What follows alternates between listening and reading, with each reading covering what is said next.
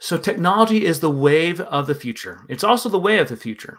Now you're probably thinking in your mind like, but I don't like tech. I'm sorry.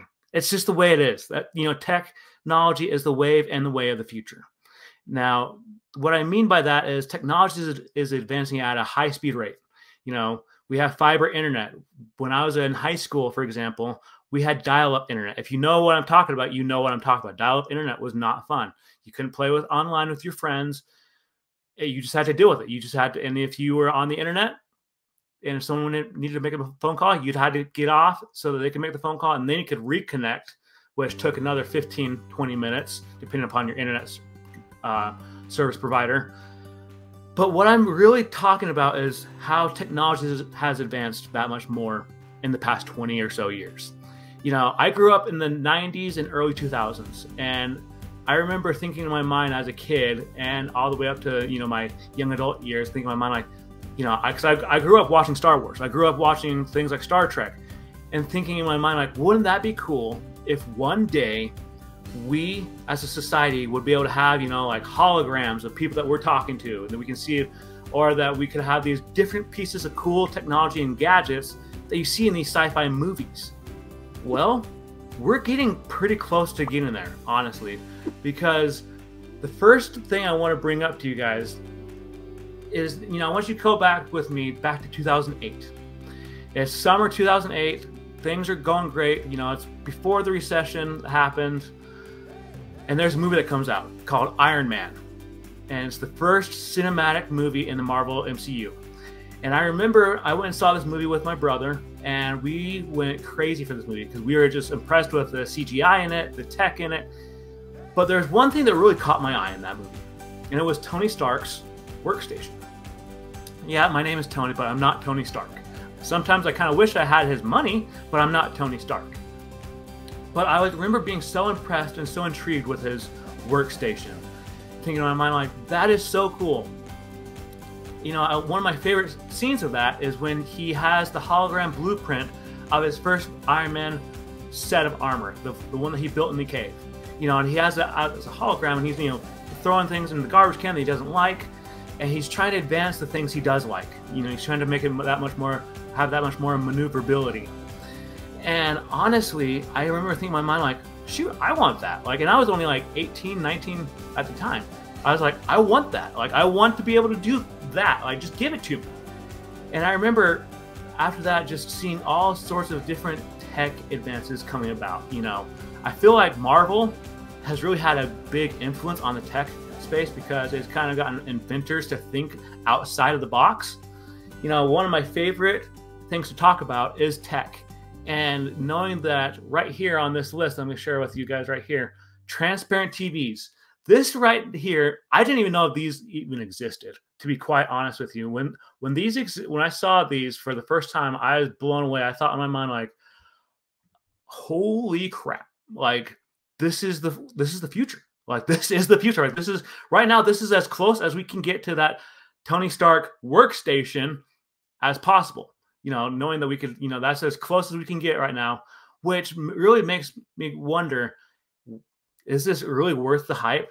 Because as a kid from the 90s to early 2000s, I grew up with a piece of equipment, piece of tech that a lot of people from my generation will understand, and it was the box TVs. Now, what I mean by box TV is this. I will show you right now. This right here. These are box TVs. This one right here especially looks exactly like the one that I had growing up. I would play my Xbox on it. I'd play PlayStation on it. I'd play all sorts of video games on the box TV.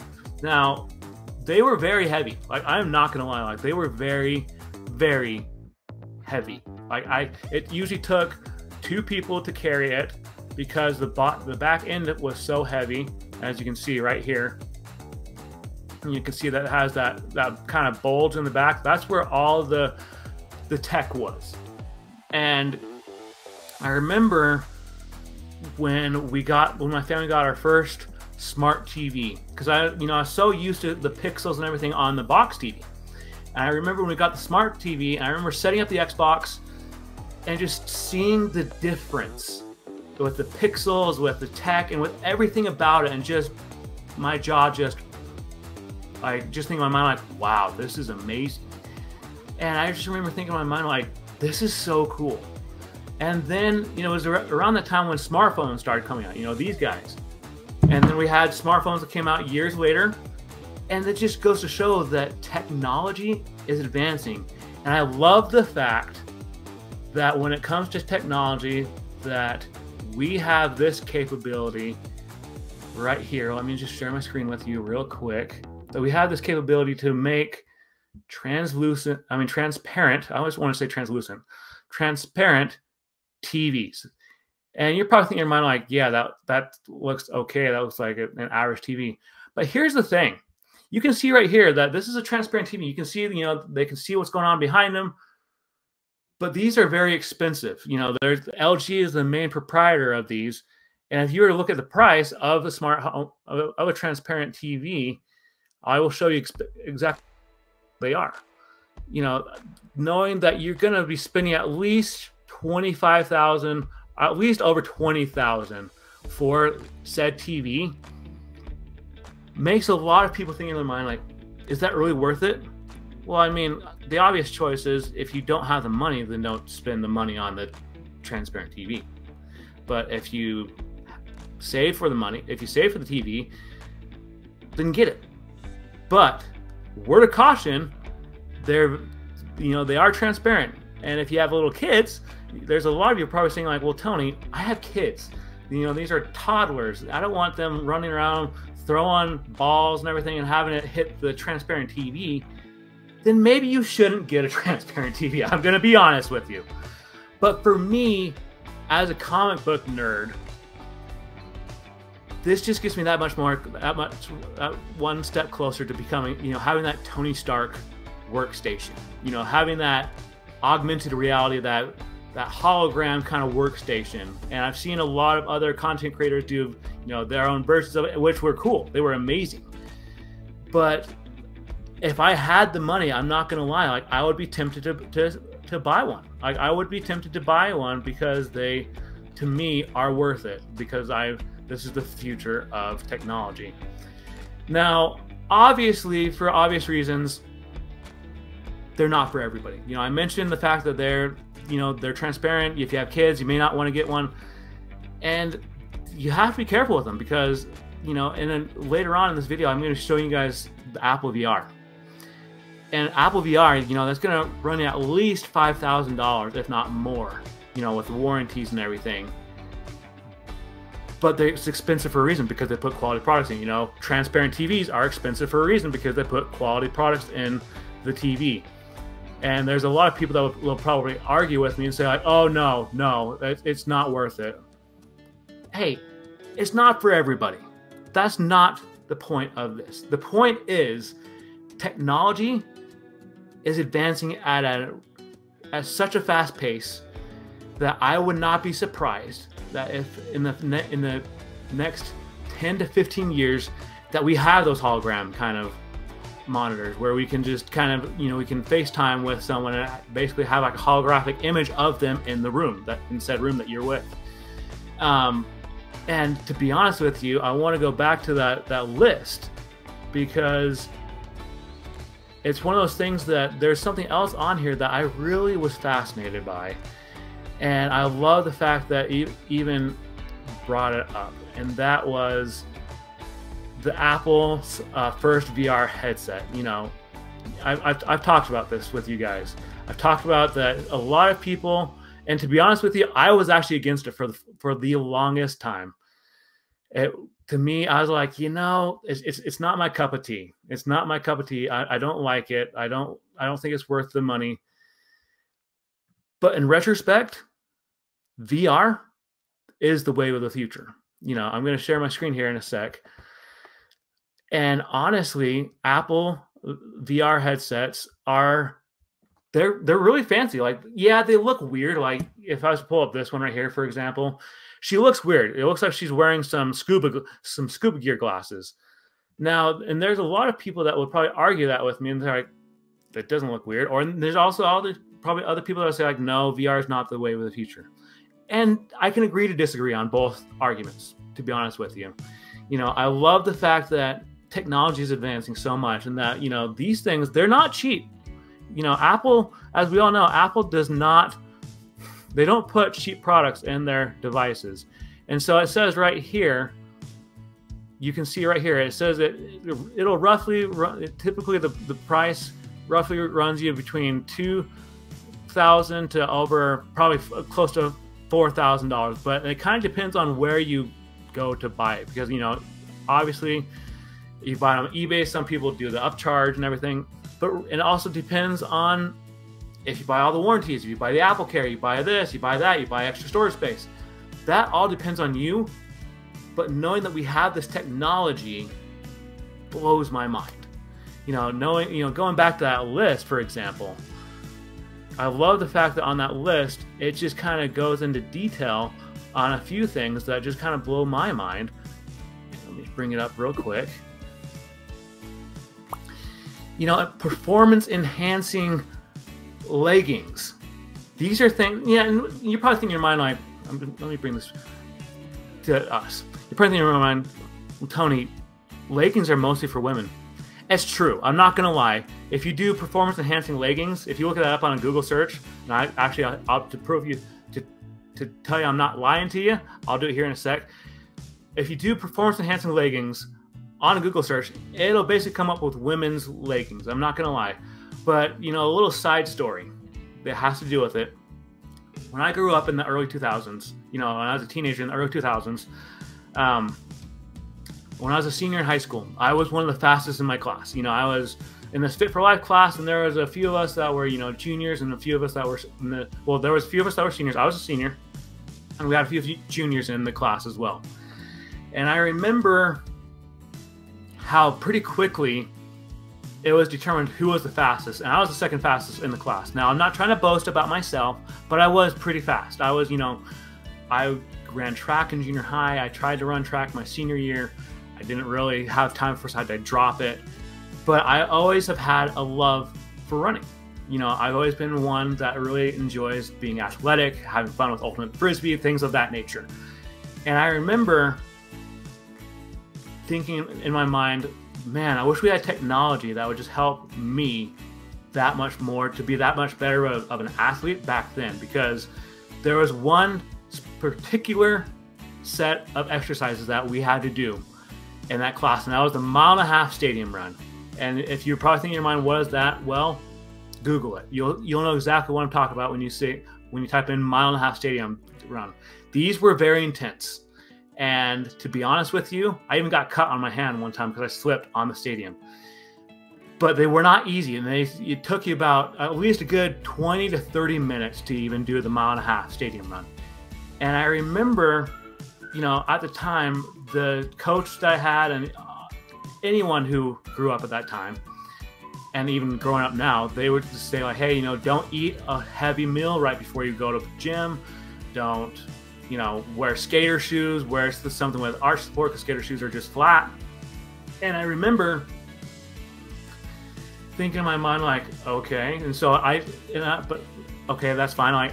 That's what I remember, is like thinking in my mind, like, okay, like, it's not a big deal. Like, I don't wear skater shoes. I don't really eat anything before I go to gym, because I know that's foolish, because I've been running a lot during my teenage years. But I remember on this particular run, I was the second fastest, and the kid that was the fastest was a junior, and then the kid that was behind, that was the third fastest, was a senior like me. And I remember there was a few kids in the class who would kind of slack off. They wouldn't really do much. They would just kind of hang out. And I remember the coach coming up to them and say, like, what are you guys doing? Why are you standing around? They're like, oh, we're done. And then he's like, no. He's like, you see those guys, Tony, all of them, they're still out there running. They're the fastest in the class. And you are definitely not done, because if they're still running, that means that you probably haven't even really started. So you better get out there and start running, or you're going to take a 0 for the day. And so going back to this, how you're probably wondering in your mind, okay, how does this coincide with the performance enhancing leggings? Well, I wish I had those as a high school athlete, because, obviously they are something that it's needed. You know, think about a lot of these professional athletic Olympians, a lot of them, whether it be guys or girls, they do wear leggings, and they have those performance enhancing leggings just so they can help practice and get that much more prepared for the various races, for the upcoming summer games, or for whatever race they're running.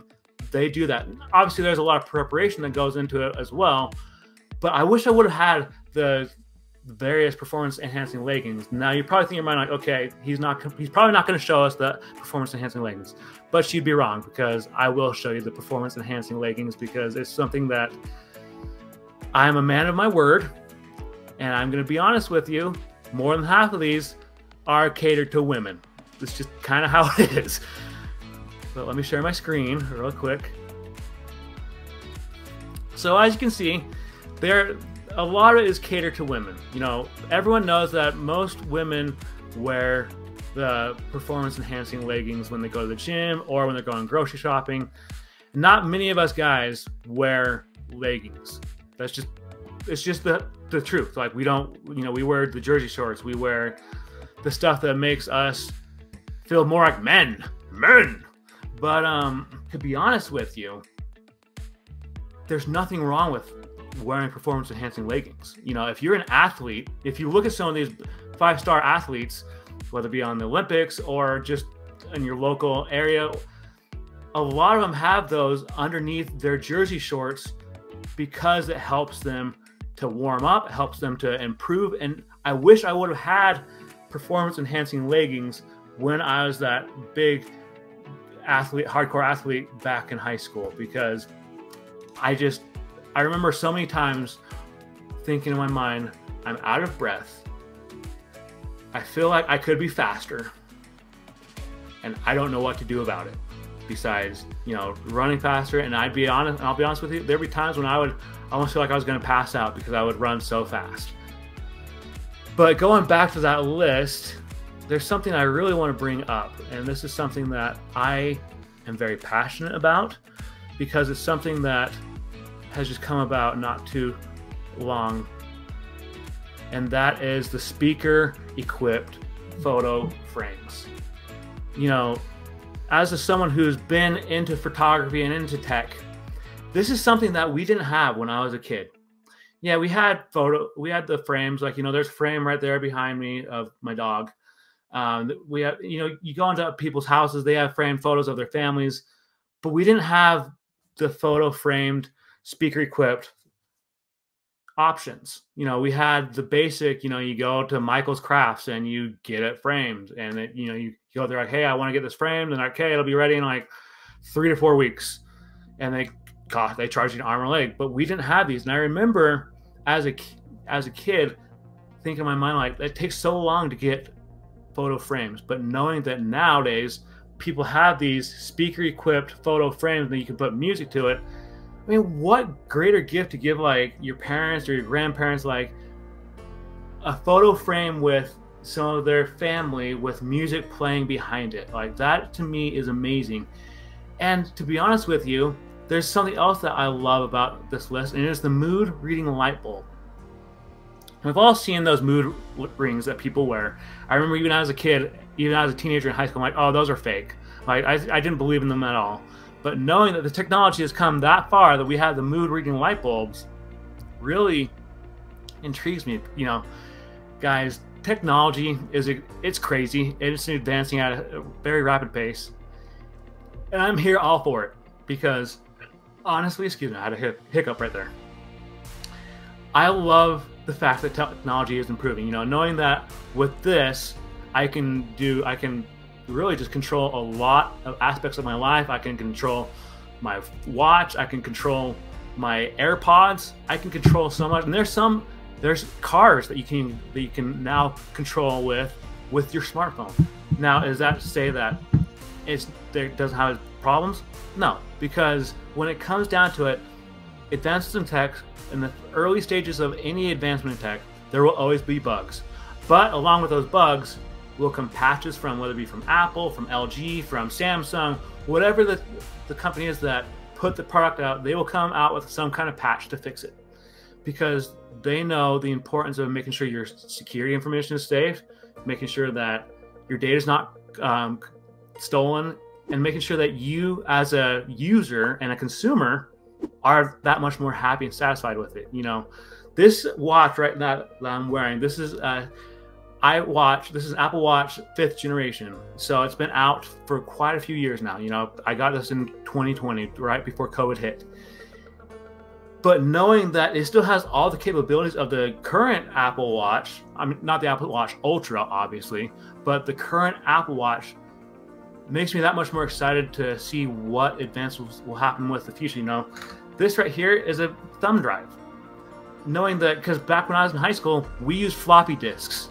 If you don't know what a floppy disk is, Google it and you'll know exactly what I'm talking about. For those who do know what a floppy disk is, you know exactly what I'm talking about, that you never wanted to lose your floppy disk, especially as a high school student, because if it had your 4-page paper on it, well, good luck in explaining that to your teacher, saying, well, yeah, I had it, but someone stole it. Like, they won't care. They'll say, then you get an F, or you can turn in late for like half credit.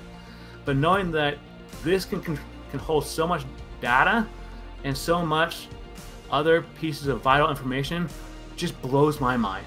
You know, I grew up when the time and day in the era where all we had for the longest time was portable CD players, and then iPods started coming out. And I remember very vividly when iTunes came to mobile devices and how excited everyone was. Like, oh man, I can just listen to my iTunes library on my mobile device. And I remember thinking in my mind, that's so cool. But on that note, guys, I will see you in the next video. And tell me, would you buy, tell me in the comments below, would you buy any of these tech advancements? But I would see, because I seriously want to know. So make sure you tell me in the comments below, would you buy any of these? But on that note, again, I will see you in the next video.